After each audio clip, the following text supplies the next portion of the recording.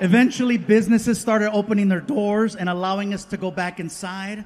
And I'll tell you guys right now, my big guilty pleasure is Starbucks, okay? That's my guilty pleasure. I'm all about a Starbucks drive-thru. But the difference is, when you have the option of going inside versus drive-thru, that's one thing. But when they tell you can't go inside anymore, and then they tell you can, you kind of miss. Like me, I couldn't wait to go back inside when they said the doors are opening up. I couldn't wait to go in and order from a counter and talk to a person and look at a menu. I didn't mind. I showed up early. Got my dogs with me. I didn't care. We walk into Starbucks. And I know they did this over in Long Beach. I'm not sure if they did this here, but they put stickers on the floor. And so there I am standing on this freaking sticker. I got my dogs just chilling, standing there looking like a third grader.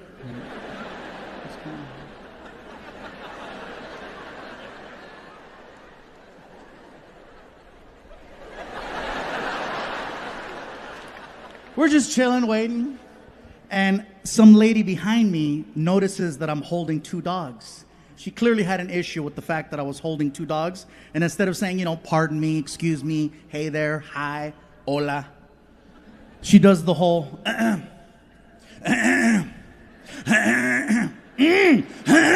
hearing this and I'm like, shit, COVID. I don't see any stickers. I'm off the grid. And she was like, I do not have COVID. Are those service dogs? They're Chihuahuas. And these in particular are the complete opposite of service dogs. Well, are they supposed to be inside? I say, I didn't ask. It's just that I didn't want to leave them in the car. I'm not even staying. I'm just going to order my drinks and I'm going to leave. I'm not even going to put them down. I'm sorry. And she's like, well, are they at least legal?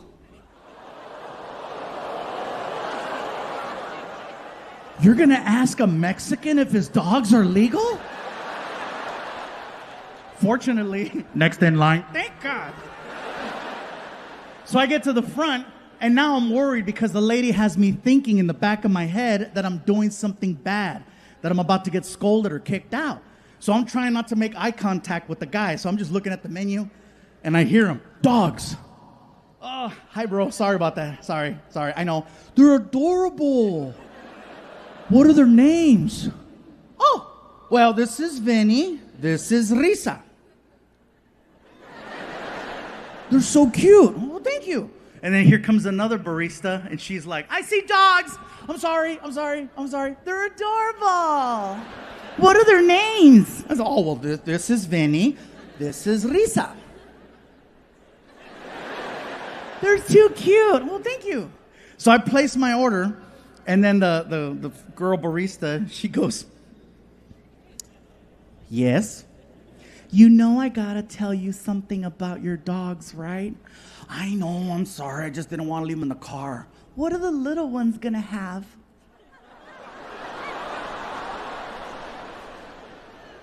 Well, as much as I would love to share my coffee with my dogs, I don't think caffeine and Chihuahuas mix. No, silly. Maybe your little puppies would like a puppuccino. Okay, you see that shit? Now you're vocal. When I talked about the stickers, we don't know nothing about stickers, but un pinche puppuccino all freaking day, right? Sorry. Anyway, when she said puppuccino, I was like, what kind of a drink is it? I'm looking at the menu. I'm like, I don't see that shit anywhere. What is that? No, silly. A puppuccino is just a little cup, and we put whipped cream in the cup. This way, you can enjoy your beverage, and your little ones can enjoy something with you. I said, oh my God, I love this. How much are they? Oh, they're free.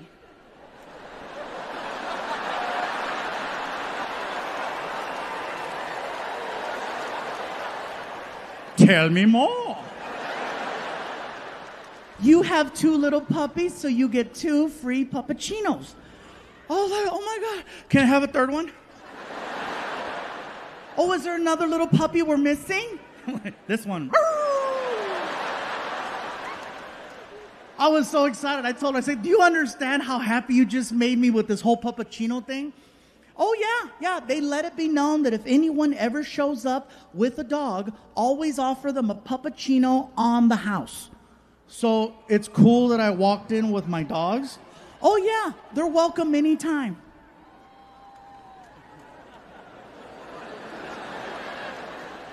I'll just tell you guys right now, I am very petty.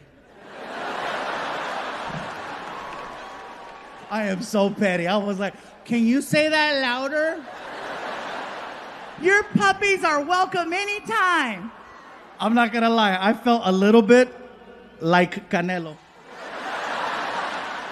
I did, I couldn't help it. I turned around, I was like, hey, you hear that, bitch mother?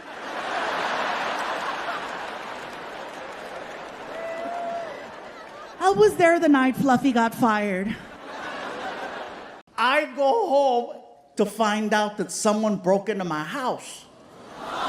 Yeah, I'm like, are you kidding me? That's why I survived to see this shit. The only reason why you haven't heard about it until now is because the detective who's working the case told me I'm not allowed to talk about it. In California. Yeah, if the guys that broke into my house are here tonight, bravo. Bravo, that's a flex and a half. No, they broke into my house, and of course, the number one question is, what did they take from your house? And what they took from me, honestly, was my peace of mind. I didn't feel safe in that house after. But if you must know, I did everything to prevent a break-in. I had, first of all, a good neighborhood. I had an alarm. I had 2 camera systems. I had a fence that surrounded the property. I thought it was good. I got video footage of the entire robbery. In 4K. Oh, that shit is crisp. I saw the guys that broke in, but I could not identify them because they were wearing masks.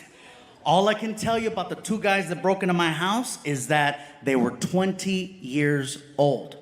I know they were 20 because when they jumped the fence and hit the ground, no pain. If that would have been like a 35-year-old with a messed up sciatica, he'd have thought twice about that fence. So they jumped the fence, they went in the backyard, and they broke the window and got in through the kitchen. They trashed my house. Okay, every drawer open, every cabinet open, everything got pulled out onto the floor so they could sift. Couches were flipped over, cushions were thrown down, and they pulled every single frame off the wall. And I asked the detective, I said, hey, look, I understand the drawers, the cabinets, and even the couch thing, but what's the story with the frames on the wall? Why did they take everything off the wall, but they didn't take any of the frames? Some of that stuff was art.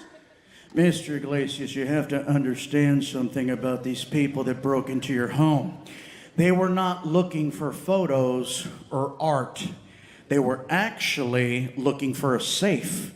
I said, a safe? Yes, sir, a safe. A lot of times in these homes, people will put a hole in the wall, install a safe, and then they'll hang a frame over the safe to disguise that their valuables are in there. I said, a safe? Sir, yes, a safe. But I just got this money. Did they check the mattress? Well, I don't know. Well, let's find out. So we walk into the master bedroom. I grabbed the edge of the bed, right? And I picked it up and I was like, ah, stupid!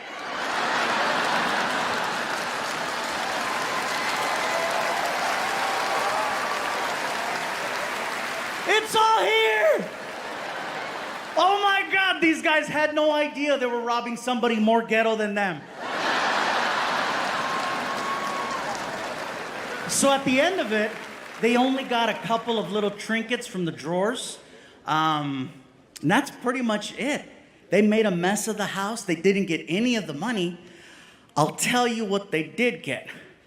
They got my guns. Now, I have never been open about the fact that I am, in fact, a registered gun owner.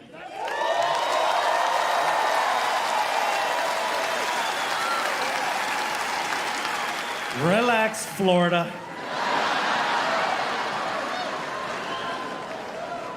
I've never been open about it because, quite frankly, it's nobody's business. Okay? However, it does pertain to the story that I'm about to share with you. I am a recent gun owner. I became a gun owner in 2020. Okay? When we were in the middle of it. Every morning watching the news, we didn't know what was going to happen. And it started to feel irresponsible not preparing myself for a worst case situation. Every morning watching the news, it felt like we were headed towards the purge. Some of you are laughing, but think about this. The purge would have taken less time. Yeah, the purge. That's how they should have woke us up every morning, at least for entertainment purposes.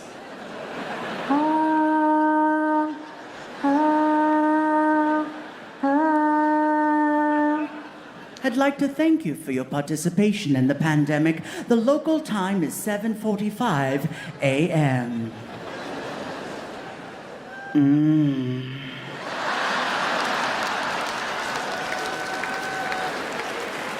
Fear is why I decided to buy a gun. I was afraid, and I got no problem saying that. I was scared. We didn't know what was gonna happen.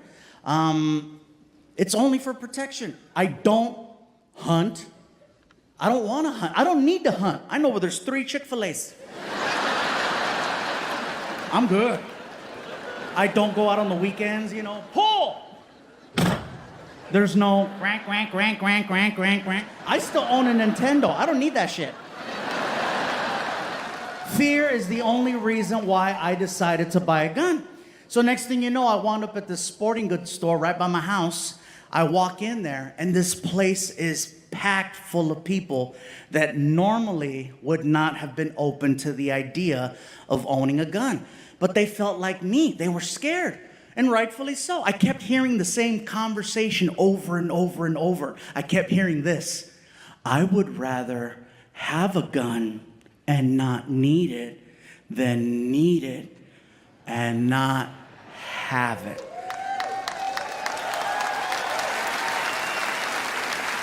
And I don't care where you're from, that makes a lot of sense. And I was not about to let politics interfere with my personal